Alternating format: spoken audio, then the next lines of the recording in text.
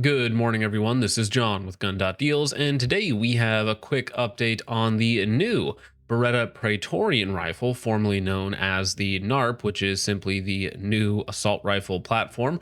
Very self-explanatory in the name, that was unveiled at Millipoli in Paris just a couple days ago. Now, if you're not familiar with the NARP program, this has been around for 6 or 7 years or so from Beretta to essentially develop their next-gen fighting system that they can tailor to different customers. The reason why I say that, and part of the reason for the update of this video, is that a variant of the Praetorian has been selected by the French anti-terrorist unit, the GIGN. Now, this is not an American show, this is a European show. That being said, most of the articles I was able to find were not in English, so they have been machine translated to English, so keep in mind that there might be some grammatical or translatory issues. And this article is courtesy of Army Itiro, and I probably butchered that name, but go ahead and check them out. At Millipol Paris 2025, BDT France showed for the first time the Beretta NARP in the Praetorian version in 6.5 Grendel, or 6.5 by 39, developed in collaboration with Swiss P for the specific ammunition selected for this rifle, with regard to the ammunition at the request of a well-known anti-terrorist group. That is, of course, French, which would be the GIGN.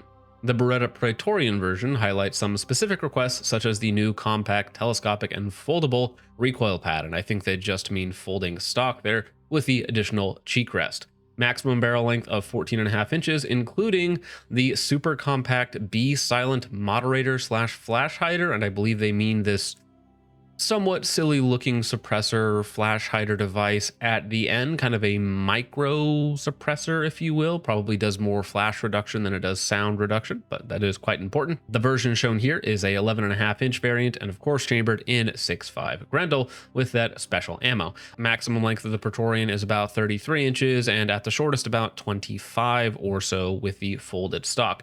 Now, weight, I believe this is with the micro flash hider slash suppressor on the end, but is nearly 8 pounds, which for a 11.5 rifle is a little on the heavy side. Keep in mind that this is going to be a special rifle with a few very special considerations. Now, getting to the ammunition, which was developed in conjunction with Swiss P, they have 3 different variants of 6.5 Grendel for the GIGN, specifically a 120 grain FMJ bullet, which is kind of your standard 6.5 Grendel load, a 120 grain armor piercing. I'd be interested to see how that bullet is constructed, considering 6.5 Grendel doesn't have that much velocity. So there's different ways to still get that armor defeating capability. So I'm kind of interested to see how they did that. And finally, 123 grain expansive bullet, but I'm pretty sure that just means match hollow point with a rubber tip on the end for aerodynamic purposes. I'm pretty sure that is their match line of ammunition.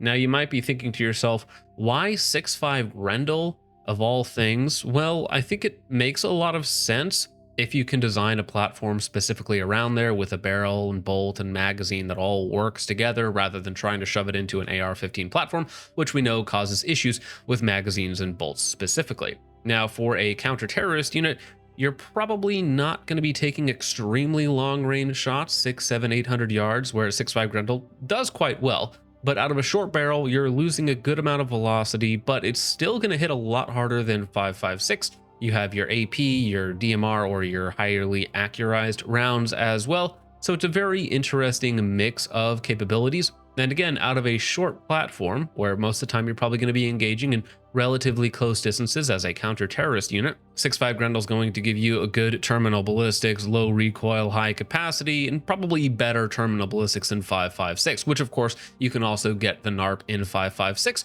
for specific customers. A quick addendum here to kind of go over some of the basics of the NARP and the Praetorian, and I'm sure there'll be a lot of other variants in the future as well. The handguard is a QD system, so it removes by simply rotating this tab out of the way, and you can pull the handguard out. They're going to have different lengths, M-lock, all the other fun stuff that you could want.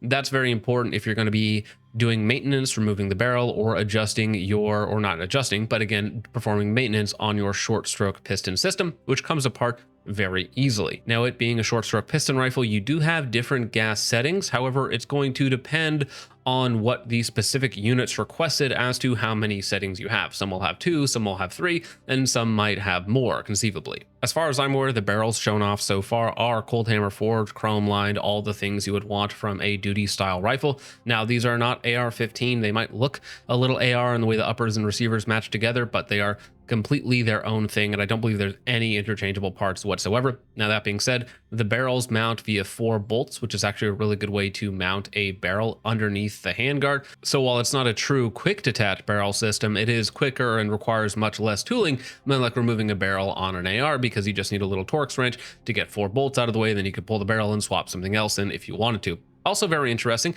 the handguard, when it's slid in place, actually captures all of your barrel screws. So even if you were to not torque them down properly, they are still captured via your handguard. On the Praetorian, you can see how aggressive the interlocking area is between the upper and receiver. Very important to note that the entire recoil assembly is contained within the upper receiver, so while you might see variants with AR style buffer tubes, they do not require buffer tubes whatsoever. Say your folding stocks, it can shoot while folded, all of that sort of fun stuff. Also, what appears to be very novel, and I don't have any confirmation on this, but it appears that your shell deflector also doubled as your forward assist, as it can flip out and kind of push your bolt forward if you need a little bit of extra assistance.